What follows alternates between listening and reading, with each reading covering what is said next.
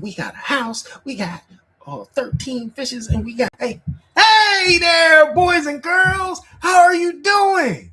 Welcome and thank you for joining me and Read with Mr. A today. Are you ready to get going with our story? I know I am, because I got a great book on deck right here. Hoo, hoo, hoo. Oh, and before I share the title, you know how the script goes. If this is your first time here, if this is your 808th time here and you haven't hit that subscribe button yet, go ahead, take a couple seconds, go ahead, hit it, and then hit all of the notifications, because it's not just reading with Mr. A today. We have animated stories on here. We have great conversations. It's tons of content coming your way. So please, just go ahead and hit that subscribe button. We want to thank you in advance. Yes. Now, can I share the title of the story? So come on, you know how we do. Repeat after me if you know the words. If not, we'll do it twice. All right, first time through, listen. Second time through, let's say it. And this is for my younger boys and girls. So, title of today's story is The Lion and the Mouse. Got that? Now I'm going to slow it down. We'll say the title again is The Lion and the Mouse. So on the cover of the book, point to the one that is the lion. Go ahead, come up to the screen, point to the one that's the lion. Yes, good job. It's this one right here. And if that's the lion, which is this word right here, and this is the mouse, point to the mouse. Where's the mouse at? Great job. Okay. And this book seems to be about friendship. So you ready to get going? What? I don't need to wait anymore. Let's go. Lion and the mouse. Lion and the mouse. Okay. Let's buckle in. Once there was a happy little gray mouse. The mouse loved to scamper and hide and squeak and all sorts of other mouse things. But most of all, this little mouse loved to eat. She didn't love to eat just anything either. The mouse especially loved to eat plump, juicy berries. All summer long, the mouse scurried about, feasting on the plentiful ripe berries that had dropped from the vine. But as the months passed, berries were harder to find lying around on the ground. The mouse had to look harder every day just to find her favorite food. One day, a lion was taking a nice nap in the sun. Nearby, the busy little mouse scurried about looking for berries, but all the berries that were left were too high to reach. Then the mouse spotted a lovely bunch of berries that she could reach by climbing on the rock below them. When she did, the mouse discovered that she hadn't climbed a rock at all. She had climbed right on top of the lion's head.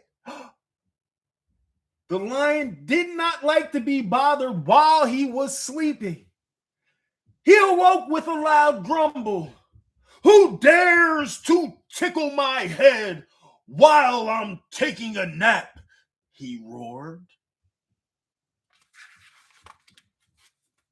The little mouse scrambled to get away from the lion, but he was too quick. The lion scooped the mouse up in his paw. "Little mouse," roared the lion, "don't Don't you know that I am the king of the forest? Why did you wake me up from my pleasant nap by tickling my head?" "Oh, please, lion," said the mouse. "I was only trying to get some lovely berries." "Just see how much you like it when I tickle your head," said the lion. "Please, lion," pleaded the mouse. "If you spare me, I am sure I will be able to help you someday." Suddenly, the lion began to smile. Then he began to snicker. Then he began to chuckle. Soon he was roaring with laughter. He laughed so hard his tummy began to ache and a little tear trickled out of his eye. "How could you, a tiny mouse, help the most powerful animal in the forest?" said the lion, still sputtering with laughter. "That's so funny. I'll let you go this time." Then the lion laughed some more. He rolled over on his back, kicking in a fit of giggles. The mouse had to leap out of his way to avoid being crushed. Off she ran as fast as she could. Still chuckling, the lion got up and set out to find some lunch. It wasn't long before he smelled some food. Walking toward the good smell, the lion suddenly found himself caught in a trap that had recently been set by hunters. The lion was stuck in the strong ropes, and the more he struggled, the tighter they held him. Fearing the hunters would soon return, the terrified lion roared for help. The mouse heard the lion's roars from far away. At first, she was afraid to go back, thinking the lion might hurt her. But the lion's cries for help made the mouse sad. The mouse also remembered her promise to help the lion. She hurried where he was tangled in the trap. "Oh, lion," said the mouse, "I know what it feels like to be caught, but don't worry. I'll try to help you." "There's nothing you can do," said the lion. "These ropes are very strong." Suddenly, the mouse said, "I have an idea." She quickly began chewing through the thick ropes with her small, sharp teeth. She worked and worked, and before long, the mouse had chewed through enough rope for the lion to get out of the trap. Wow. The lion was very grateful to the mouse. "Thank you for saving me," he said. "I am sorry that I laughed at you before." Then the lion scooped up the mouse and placed her on his head. He carried her back to the berry bush and lay down under it. "Mouse," he said, "reach up and pick one of those berries." The mouse plucked the very biggest berry. The lion took the mouse in his paw and said, "Let's stick together. I can help you reach the berries, and you can get me out of a tight spot now and then." And they've been friends ever since. The end. Now, wait. That's the first the end. The second, there's a note or a special message here about friendship. Do you mind if I read it with you all? Is that okay? Okay, great. It's called Friendship. Friendship is wonderful.